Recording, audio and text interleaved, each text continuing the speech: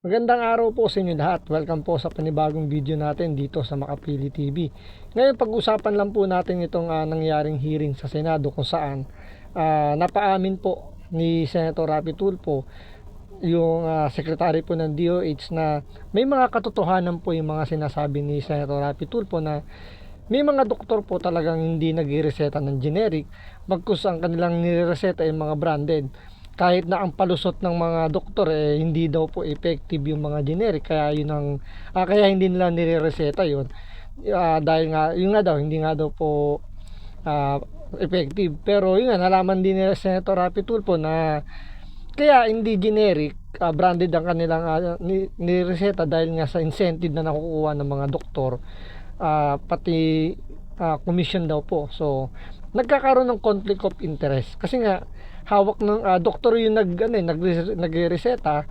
Ngayon kung yung doktor merong mini pharmacy sa kanyang clinic, sa kanya na rin bibili. So parang corner na corner nga ng mga doktor yung kitaan pagdating sa healthcare natin dito sa Pilipinas. So panoorin po natin tong mga nalaman o yung pag-amin po ng DOH sa sinasabi po ni Senator Rapi Tulfo. So kung hindi ka pa nakasubscribe dito sa channel na to, pakipindot naman po yung subscribe button at the same time palike na rin po ng video. Wala naman pong bayad dyan, kaya pindot na. By the way, shoutout po pala kay Attorney Freddy Villamor po. Hiramin ko lang po yung video po ninyo. Maraming salamat po. So panoorin po natin to. Naalala ko during the last hearing, Secretary Ted Herbosa himself said, siya mismo, and some doctors that he knows, na hindi sila nagreseta ng generic brand sapagkat ang generic daw ay ilan sa mga gamot na yon ay hindi mabisa.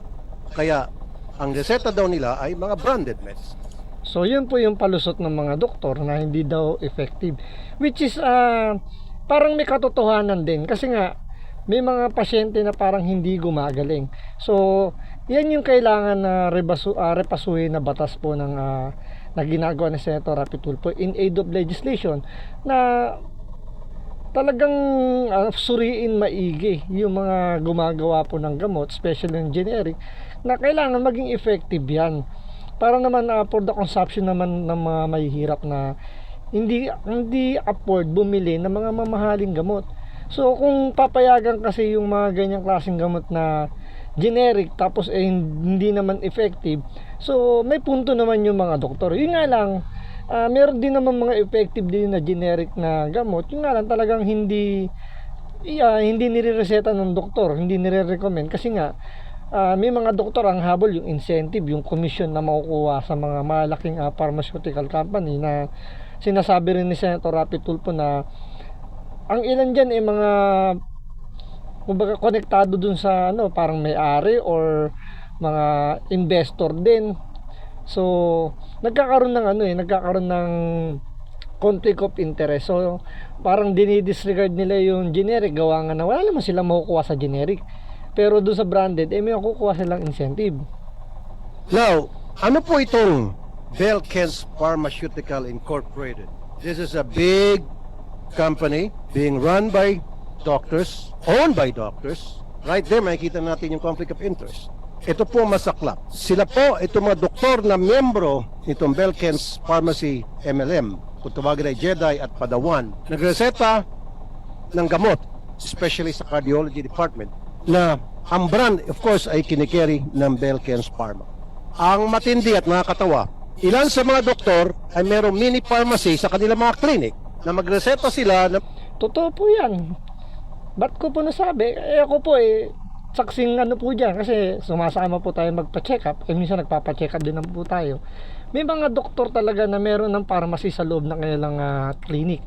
So ang reason daw nila para hindi na lumayo, hindi na pipila para bumili ng gamot. Kasi minsan pila po sa sa Mercury Drug, sa mga Watson. So kung sa kanila bibili, hindi na pipila. So automatic nandun na. So doon pala makikita nyo na kinikerry nila dahil nga may nahabol din silang incentive. Hindi lang siguro dahil wala silang tiwala sa generic, pero yun nga, mostly talagang habol nila yung yung yung kikitain nila sa incentive. Siyempre alam nyo na may incentive, minsan nga daw out of town, minsan out of the country, minsan may pakotse pa. So depende, may mga level kasi yan ng mga incentive na makukuha. Depende kung gaano karami yung may bebenta nilang gamot. Mga gamot, nandyan na mismo sa loob ng clinic nila. Of course, brand ng Belkens Pharmacy. Sasabihin na wala ito sa ibang butika, dito lamang ito mabibili. Of course, may komisyon yung doktor na nag-reseta niyan. Isa pang masaklap dito, kahit na hindi kailangan ng pasyente, resetahan, I'll give you an example. Pupunta ang isang pasyente, may problema sa puso, nagpa-check up. So, the doctor will prescribe medicine para sa heart, para sa maintenance. And of course, kasama doon ay magreseta siya ng mga gamot na walang kinalaman sa puso, kundi mga vitamins, food supplements. Sasabihin na kailangan. Kaya bilib ako kay Senator Rapi Tulfo. Bakit alam na alam niyo yung mga diskarte yang ganyan? Siguro dahil may nagtitimbre sa kanya or talagang street marks lang talaga tong si Senator Rapi Tulfo. Kasi totoo naman may mga gamot minsan na inirereseta, sasabihin, eto food supplement to, makakabuti sa'yo ito para lumakas yung katawan mo. At the same time, ito vitamins to para sa ganito, sa ganyan. Mapapansin niyo kapag nagpa-check up po kayo, lalo kung general check up yung gagawin ninyo, na talagang tatatarin ka ng ng mga irereseta sa iyo. Tapos mapapansin mo, meron na siyang available dun sa kanyang clinic. 'Di ba? Ang galing ni Senator Rapi Tulfo, natutumbok niya, alam niya yung mga ganitong klaseng diskarte ng mga doktor. Mo ito para tumibay ang puso mo. Pero wag ka, the patient doesn't need it. At ito pa, in-overprescribe yung mga medisina na brand ng Belkens Pharmacy. Now, of course, ang kapalit niyan ay komisyon. I'd like to thank Senator Rapi Tulfo. Ito, aaminin na ni Secretary Herbosa na totoo yung mga sinasabi ni Senator Rapi Tulfo na taliwas doon sa mga sinasabi ng mga anti-Tulfonatics na sinasabi, di ka naman doktor, Rapi Tulfo. Anong alam mo dyan? 'Di ba? So ngayon ito yung mga pinagsasabi ni Senator Rapi Tulfo noong nakaraang hearing, pinatotohanan nito ni Secretary Herbosa. So ibig sabihin, nagsisinungaling din to si Secretary Herbosa, o baka sabihin nyo na nabayaran to si Secretary Herbosa ng DOH. Kasi kinumpirma niya na totoo yung mga aligasyon na sinasabi ni Senator Rapi Tulfo na hindi talaga nagre-reseta ng generic yung ibang doktor. Talagang branded lang ibinibigay. So totoo yung sinasabi niya na palusot lang yung sinasabing hindi mabisa yung generic na gamot, kaya hindi nila kinikerry.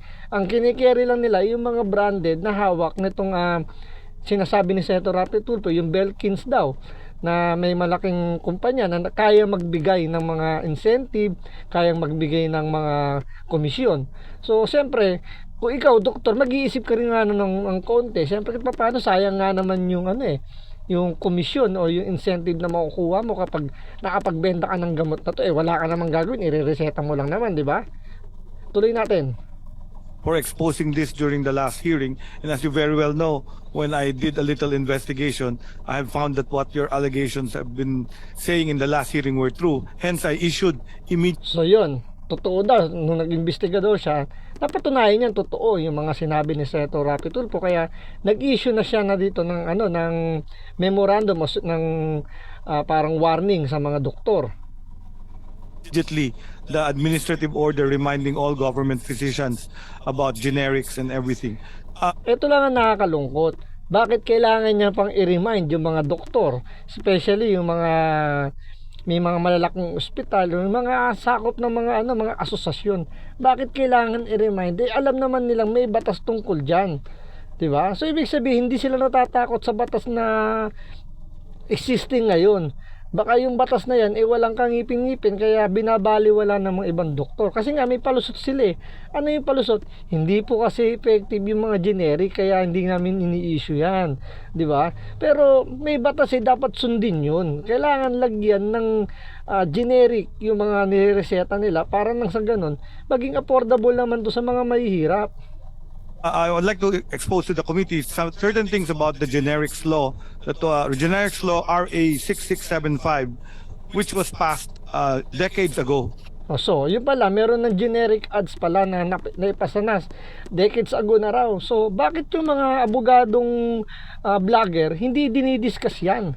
Ang sinasabi lang nila na, mali ka Rapi Tulfo, hindi ka naman doktor, bakit nagmamagaling ka? Ba't hindi nila i-discuss na may ganyang batas pala? So, ibig sabihin, itong mga abogadong vlogger at mga zombie, yung mga anti-Tulfo fanatics, ang talagang layunin lang nila dito, siraan lang si Rapi Tulfo na sinasabing walang alam, na puro pag-grandstand lang, pero hindi nila nakikita na mayroon palang batas na ganito. So parang itinatago pa to ng mga zombie, ng mga anti-Tulfo fanatics, ng mga vlogger na abogado, kasi hindi nila dinidiscuss na may batas to. Samantalang ang title ng kanilang channel, nagtuturo daw sila ng batas, pero bakit hindi nila nakita yung batas na to? Diba, nakakano lang, nakakatawa lang, mag-iisip ka talaga, ano ba talaga harangin, yung pinaka, ano ba yung hangarin nitong mga abogadong vlogger na to, na bakit hindi nyo tinuturo na may batas pa lang ganyan. So, kung ano yung pangalan ng title kung ano yung title nyo ng channel nyo sa YouTube, pangatawanan nyo dahil gusto nyo magturo ng batas na ito may batas pala rito tungkol sa generic law na to. Bakit hindi nyo i-discuss to, di ba? And this required all physicians to prescribe generics. Actually, this is by law, and there is a penalty therein when the physician does not prescribe the generic name. So all physicians, after we pass the Generics Act, we are supposed to prescribe the generic name. Maraming salamat sa So, ibig sabihin talagang may problema tayo sa batas. May batas na, kailangan lang talaga i-implement. So, hindi lang sa implementation siguro ang problema rito. Ang problema rin siguro na nakikita ko rito ay baka yung sanction medyo mababa o baka malamya or napakaraming loophole ng batas na to. Kaya kailangan repasuhin. Kaya nga yung ginagawa ni Senator Rapi Tulfo na nagkakaroon ng ganyang hearing in aid of legislation. So nakikita na natin kung ano yung mga problema sa batas na yan. Either maraming loophole or mababalan talaga yung penalty, kaya dinidisregard ng mga doktor. So kailangan lang talaga dyan bigatan yung mga parusa para nang sa ganun itong mga doktor na to mapilitan, hindi mapilitan, talagang sundin ko ano yung nasa batas. Ano ba yung nasa batas? Kailangan lagyan ng generic name yung mga piniprescribe nila mga gamot na yung para maging affordable sa mga mahihirap, di ba? Secretary Ted Herbosa sa pag-amin na yung mga sinabi ko nung last hearing ay totoo. And that's very important to me na para alam natin ngayon na meron talagang nangyaring kababalagahan sa medical community na ito yung dahilan kung bakit yung nag-hearing para maayos yung problema ngayon and we can pass legislation upang ma-address yung samot-saring problema. Now, Mr. Chair, I will submit to this committee the list of doctors involved in the MLM scheme subject to... So yun, napakarami palang mga doktor na pwedeng sangkot dito sa gantong klaseng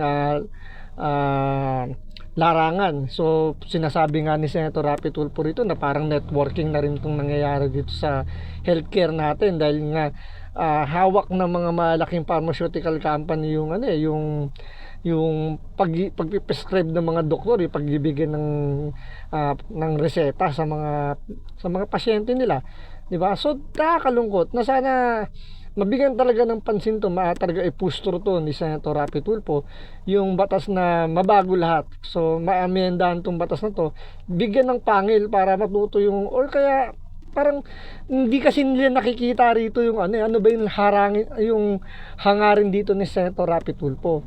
Ang sinasabi lang nila dito nagpapag-grandstand lang daw, pero hindi nila nakikita ang mas makikinabang naman dito yung mga mahihirap hindi naman si Senator Rapi Tulfo, di ba? Sana yun ang tingnan nila, hindi tingnan dahil ayaw lang nila kay Rapi Tulfo dahil kung ano yung mga sinasabi nila. Isipin nila sino ba yung mas makikinabang. Hindi naman sa kailangan ni Rapi Tulfo magpag-grandstand ang tinutulungan niya yung mga mahihirap nating kababayan. So abangan po natin sa mga susunod na mga hearing dito sa Senado tungkol sa DOH o dito sa kalakaran na to. So maraming salamat po sa panonood. Ingat po kayo lagi. verification. Marami po ito. kung babasahin ko to isa-isa, baka hanggang mamayang gabi tayo. We have to investigate this and file appropriate charges if need be kung talagang sila involved. Although may mga kopya ko ng cheque na in-issue ng Belkens sa mga doktor na involved dito sa scheme.